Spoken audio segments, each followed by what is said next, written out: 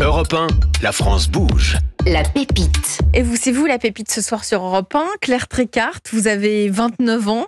Lola Hulse, votre entreprise est née en 2021, c'est bien cela? Tout à fait. Pour résumer, elle est l'émanation d'un projet d'études, de fin d'études, mais aussi de votre histoire personnelle. Ouais, d'un constat personnel, d'un parcours de soins un peu chaotique. Racontez-nous, qu'on comprenne bien un peu qui vous êtes avant le pitch, bien sûr. Avant le pitch, ouais. J'ai fait des études effectivement en sciences politiques à la Sorbonne et après un master à XHEC, donc Polytechnique et HEC en entrepreneuriat. Et c'est un master un peu particulier parce que ça fonctionne plutôt comme un incubateur. Ils nous mettent avec 120 personnes qui viennent de backgrounds complètement différents. Et le but, c'est que ce soit de l'émulsion collective et qu'on crée une entreprise. Donc, on n'est pas assis en amphithéâtre à écouter des profs répéter les mêmes choses. C'est pas académique. Non, c'est pas du tout académique. Et on est même dans des entreprises, à des moments clés de l'entreprise, la création, le scale et voire même la liquidation judiciaire. Et c'est hyper riche. Donc, on arrive armé pour créer son entreprise après.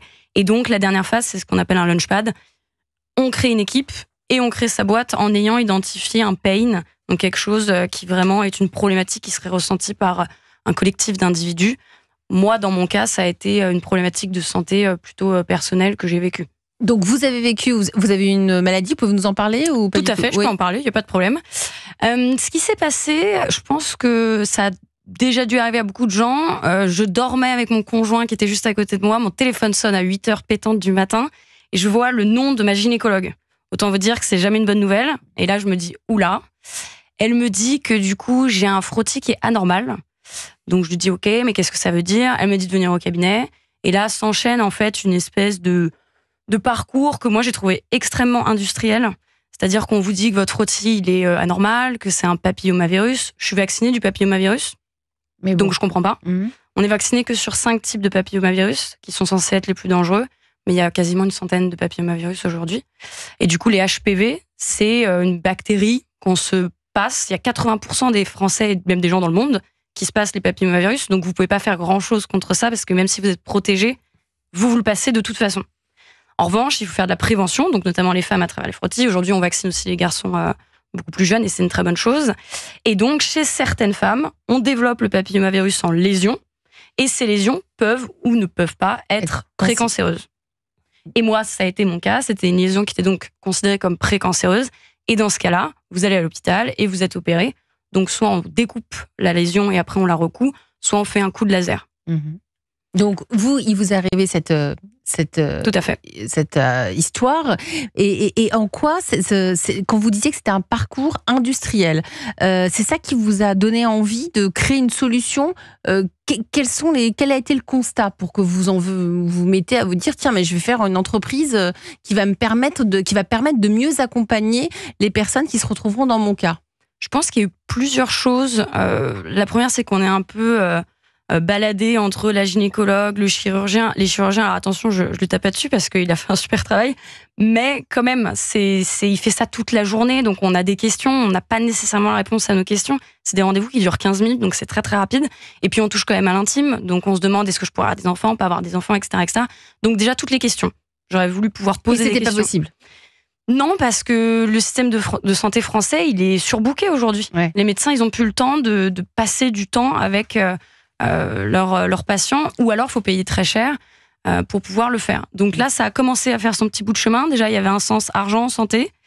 Je me suis dit à ce moment-là, bon, on m'a quand même dit le mot cancer, c'est pas foufou. Et puis là, on commence à me parler d'assurance. Et je me dis, non mais c'est une blague. Parce que du coup, l'administratif, pour moi, c'était quand même le cadet de mes soucis. Pourquoi on vous parle d'assurance à ce moment-là? Parce qu'il fallait que je fasse rembourser mon hospitalisation. En plus, du coup, j'avais pris un chirurgien privé. Donc, il y avait des dépassements d'honoraires. Moi, j'avais jamais lu une grille de garantie jusqu'à ce moment-là. Et je vois des pourcentages de PMSS. J'avais l'impression qu'ils faisaient tout pour qu'on comprenne pas, en fait. Ouais. Et ça m'a un peu interloquée. Donc, ça a été le deuxième déclencheur. Et le troisième... J'étais pas remboursée sur tout. Il y a quand même des choses où j'ai pas été prise en charge. Et quand on dit qu'en France, quand on lâche le mot cancer, on est pris en charge sur tout, c'est pas tout à fait vrai. Il y a des soins de confort où on n'est pas pris en charge. Et donc, ça a été le déclencheur. Et parce que, justement, vous évoquez ces soins de confort qui sont hyper importants pour aller mieux. Ça fait partie de la globalité de la maladie. Hein. C'est pas juste l'opération ou juste le traitement. C'est pour cela que vous avez créé Lola Hulse, qui s'adresse aux entreprises, qui s'adresse donc au collectif. Vous allez pitcher et après on a plein de questions et on est avec la coach de ce soir qu'on n'a pas encore entendue, Christelle Gimaret, et évidemment on aura envie d'avoir l'avis de Jean-Laurent Granier, le patron de Generali France, ce soir sur Europe 1. Vous êtes prête pour le pitch, Claire ? Prête. C'est à vous. Alors Lolel, c'est un courtier digital qui repense l'assurance santé et notamment on se positionne sur des parcours de soins peu ou pas pris en charge. Et je vais vous donner des exemples. Il y a la santé des femmes, puisqu'elle a été invisibilisée pendant longtemps. On a quand même une femme sur 10 aujourd'hui qui est atteinte d'endométriose et qui n'a pas de solution. Et 45% des salariés qui sont en détresse psychologique, c'est quand même pas un petit chiffre pour le coup. Et on essaie d'aller vers des populations qui sont éloignées du système de santé, notamment les ouvriers et les ouvrières. On le fait à travers 3 leviers. Le premier, c'est les couvertures. On repense les couvertures, on va prendre en charge des choses qui ne sont pas remboursées traditionnellement. Le second, c'est le digital, parce que c'est très, très complexe l'administratif derrière l'assurance, et on utilise l'intelligence artificielle pour ça. Et le troisième, c'est le service, parce qu'il y a une demande qui émane des adhérents autour du parasanté, les compléments alimentaires, la prévention, et on ne peut pas tout rembourser avec l'assurance, c'est pas possible. Donc on vient apporter du service autour de nos couvertures. Très bien, très, très clair. Merci de vous être prêtée. C'était pile 1 minute en plus. Claire Trécart, CEO et cofondatrice de Lola Health.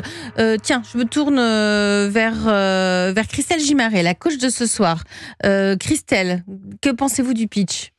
Alors déjà, bravo, parce que vous avez su partir d'un constat personnel et pouvoir tendre vers l'intérêt général, parce que les femmes, on est quand même la moitié de la population, et tout ce que vous avez cité, moi j'ai pas une copine qui m'a pas cité un de vos mots. Donc ça, c'est vraiment, je pense que c'était important. Je pense que vous palliez un trou dans la raquette. Donc ça, vraiment bravo pour ça.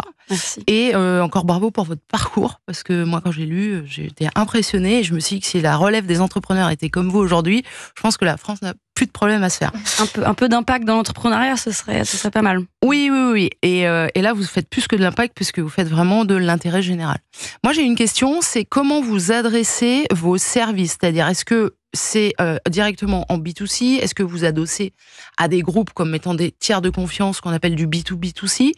Comment vous adressez ça ? Si moi, par exemple, je veux recommander Lola Health à mes copines, comment je fais ? Et qu'est-ce qui se passe derrière ?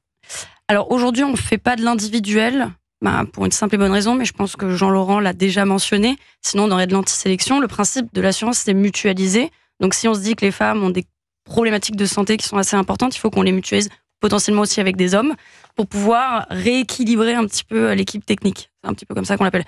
Donc nous, on l'a fait à travers le collectif, c'est-à-dire les entreprises. Donc c'est les entreprises qui assurent la totalité de leurs salariés sur toutes ces couvertures, tout simplement parce qu'il y a un rationnel, on assure la famille. Donc quand un homme il est assuré chez nous, il assure aussi sa fille et sa femme. Donc il y a du sens et ça permet à l'entreprise d'écrire une histoire et après de pouvoir répondre à des vrais besoins sur la totalité des salariés. Donc vos clients sont les entreprises. Tout à fait. Jean-Laurent Granier, vous êtes le PDG de Generali France. Votre regard sur Lola Health ? D'abord, bravo. Bravo parce que créer comme ça une entreprise qui offre une solution adaptée, c'est vraiment, je pense, ce dont on a besoin. Vous avez prononcé plusieurs mots, tout à fait frappants. Vous avez parlé de la difficulté à comprendre. Je parlais de pédagogie tout à l'heure. C'est bien ça c'est bien ça l'enjeu. Vous avez parlé de prévention aussi, d'anticipation. Puis vous avez parlé du monde de l'entreprise. Et le monde de l'entreprise, il est très important pour régler les problématiques de santé à travers les contrats collectifs d'assurance santé qui sont pris par les entreprises pour leurs collaborateurs. D'ailleurs, c'est souvent un sujet qui est très riche du point de vue du dialogue social, au passage aussi. Une chose qui fonctionne bien en France. Il faut parler des choses qui fonctionnent bien. On est là pour ça. Ça fait du bien de temps en temps. Et le fait d'avoir des couvertures les plus larges possibles, donc chez Generali France, on est un gros assureur santé. On est le 4e assureur santé privé du marché. Et ce que nous souhaitons faire, c'est mettre dans la discussion avec les entreprises les médecines douces, les questions de prévention, les questions de... Elles sont réceptives ?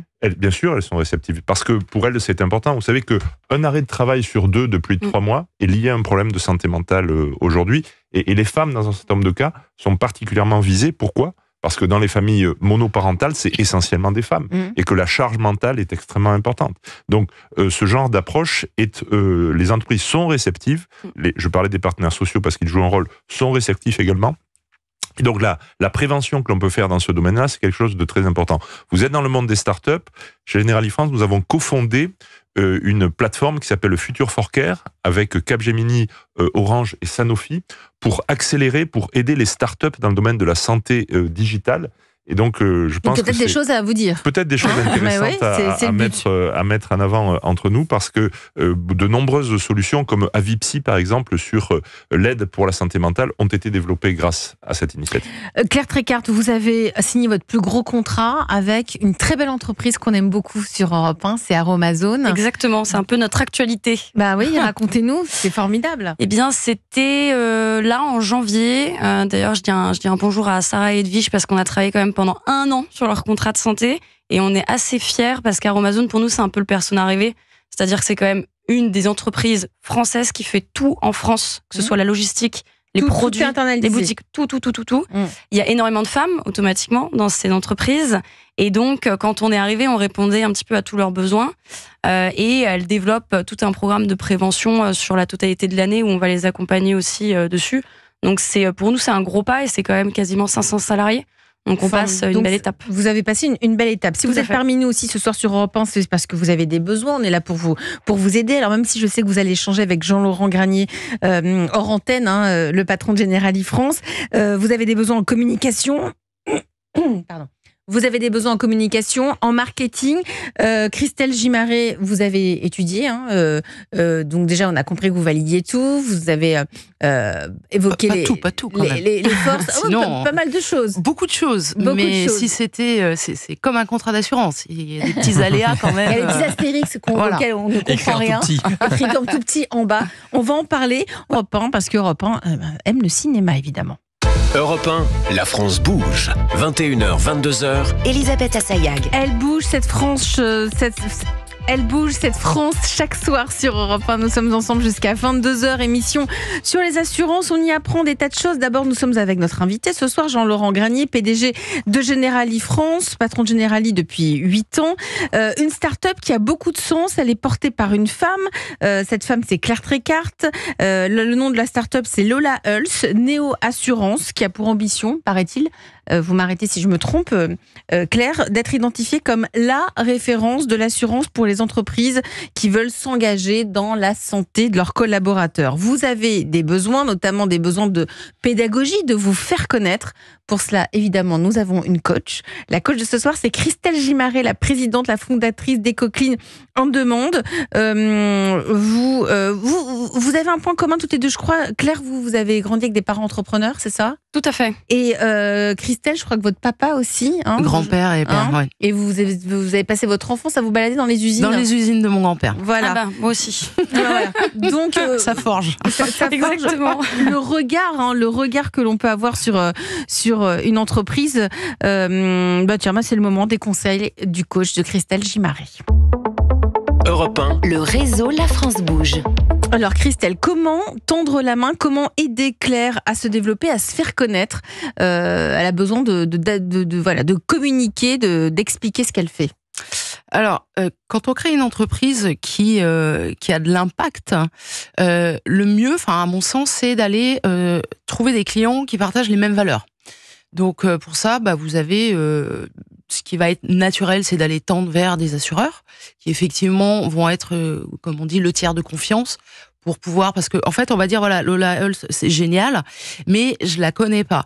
Par contre, si c'est un grand assureur comme par exemple Generali, qui est prescripteur, on connaît Generali, ça rassure. Et du coup, on se pose même plus la question de savoir ce qu'il y a derrière Lola Hulse. Ça, c'est la voie royale. Mais on sait aussi que intégrer des systèmes assurantiels, c'est des cycles de vente et d'intégration très très longs. Quand je dis très très long, ça peut aller de 12 à 18 mois, parce que, m'arrêtez si je dis des bêtises, mais il y a déjà, se faire connaître auprès Jean-Laurent Granier approuve. Trouver le bon interlocuteur au sein des équipes des assureurs. Et puis après, vous avez tout ce qui est comité, effectivement, de sélection, d'intégration, le cahier des charges. Et puis après, la redéfinition peut-être de votre projet initial qui va peut-être être plus adapté à eux, ce qu'ils ont besoin, parce que vous arrivez avec un produit qui est packagé pour des clients que vous avez déjà, puis eux, vous apportent d'autres clients qui ont d'autres besoin. Donc, ce temps-là, il est très long et pendant ce temps-là, il faut vivre. Et je pense que ça, c'est le nerf de la guerre parce que pendant ce temps-là, il faut trouver des clients. Donc, il faut trouver une diversification. Cette diversification, vous pouvez la trouver. Donc, tout à l'heure, vous aviez cité un gros client, Amazon, qui, à mon avis, partage toutes vos valeurs. Et ben, des clients comme ça, vous en avez plein dans le réceptacle de toutes les entreprises qui sont labellisées Bicorp. C'est en open source, vous allez sur le site de Bicorp, dont nous faisons partie d'ailleurs, je le dis au passage. Et Coqueline, on le demande. Et là, vous aurez plein d'acteurs plus ou moins grands qui partagent vos valeurs. Donc, qui dit plus ou moins grand, dit salariés, dit demande assurantielle. Donc déjà là, vous avez déjà tout un listing. Il y a 400 entreprises référencées en France. Vous avez des velléités à l'international. Sur l'Europe, je crois que ça représente 2000 entreprises. Donc déjà, ça vous fait déjà un beau carnet d'adresses à pouvoir... Et puis, son gros client là qu'elle vient de signer à Amazon, c'est aussi une carte de visite. Ah, tout à fait. L'idée, c'est d'aller trouver le tiers de confiance qui va faire en sorte d'être votre ambassadeur. Parce que faire de la pub, faire émerger une marque coûte extrêmement cher. Ouais, donc quand je dis extrêmement cher, ça peut se compter en millions. Donc l'idée, c'est que là, vous en avez clairement pas les moyens. Ou pas le temps, pas les ressources. C'est pas la bonne stratégie. Donc, le tiers de confiance, qui va être le prescripteur, qui va dire, voilà, nous, on est fiers de travailler avec Loda Hulse, et ça, c'est de la pub gratuite, et c'est du marketing, qui est déjà très généré en amont, parce que eux sont des marques déjà établies, qui savent ce que c'est qu'un plan de marketing, et en fait, l'idée, c'est d'aller dealer avec eux aussi, pourquoi pas, de dire, voilà, moi, vous m'apportez une base de données, je vais l'exploiter et en contrepartie, je vais faire la meilleure adaptation possible à vos clients, à vous. Et charge à vous de communiquer aussi sur nous et de faire ce qu'on appelle du co-branding. Ça, c'est le Graal. Vous avez pris des notes, j'espère, hein? Non, j'ai tout en tête, mais c'est vrai que, on a utilisé AXA, qui est notre porteur de risque, très clairement comme label, parce que si on arrivait tout seul en disant on est notre propre assureur, ça marche pas. On prend pas un risque aussi important sur ses salariés, c'est pas possible. Et effectivement, Amazon, c'est une super marque sur laquelle on voudrait faire effet de levier. Mais ça, je pense que si vous leur en parlez, ils seront tout à fait d'accord. Parce que s'ils ont signé avec vous, c'est qu'ils sont convaincus. Oui, je pense aussi. Sinon, on peut dire 2-3 mois Sabrina Erlori qui est venue dans la France Bouche. On peut lui passer un petit coup de fil. Je l'ai appelé au téléphone. Formidable. Vous restez autour de la table de la France Bouge. Nous sommes toujours avec Jean-Laurent Granier, le PDG de Generali France. Generali France, vous dirigez 7000 salariés, Jean-Laurent Granier. Je l'ai dit tout à l'heure au début de l'émission, vous êtes un fan de rugby. Et, non, mais c'est important. D'ailleurs, vous présidez même, je crois, une association, le Rugby Club. Le Rugby Club, oui, qui est le social club du rugby à Paris. Voilà, donc dans votre entreprise, est-ce que vous tenez compte, vous prenez en compte les valeurs du rugby? On sait que le rugby, c'est un sport à part, c'est pas le foot. Est-ce que vous prenez en considération les valeurs du rugby pour diriger les 7000 salariés de Generali France? En tout cas, je m'en inspire et mes collaborateurs vous diront que je les cite souvent en exemple pour 2 raisons. D'abord parce que le rugby, c'est un sport de combat collectif avec des règles. La vie moderne, la difficulté de faire face à l'environnement, c'est un peu un combat. Sans règles. Mais collectif et avec des règles collectives, ça veut dire que le collectif est plus grand et plus fort que les individus. Et l'autre élément qui est pour moi une référence dans le rugby, c'est la complémentarité des profils et des talents qu'on trouve dans une équipe de rugby. Pour ceux qui connaissent, on comprend que le profil d'un demi de mêlée, d'un pilier, d'un talonneur ou d'un arrière sont pas les mêmes. Et dans l'entreprise, c'est pareil. Il faut des commerciaux, il faut des techniciens, il faut des statisticiens, des financiers, des juristes, des informaticiens. Et c'est la cohésion de tout ça, l'adhésion à un projet commun qui fait marcher l'équipe. Et c'est pas naturel de marcher en équipe. Les hommes sont naturellement, l'animal humain est un peu individualiste. Et donc apprendre à fonctionner en collectif, c'est ça qui m'inspire dans le rugby et c'est ça que je donne à mes Et comment vous faites? Donc vous les mettez ensemble, vous les réunissez Nous avons beaucoup de... Mais c'est vrai que la vie collective est extrêmement importante. Nous essayons d'adhérer à un projet commun. Vous voyez, nous parlions de notre stratégie tout à l'heure au Boost 2027. Lorsqu'on l'a présentée, on a fait 3 amphis successifs de 1000 personnes pour expliquer aux gens, leur permettre de poser des questions, leur permettre de se retrouver. What's in it for me, on dit en anglais, qu'est-ce qu'il y a pour moi dans votre projet? Pour que chacun y adhère, se sente en capacité d'apporter quelque chose et d'être reconnu pour ce qu'il apporte.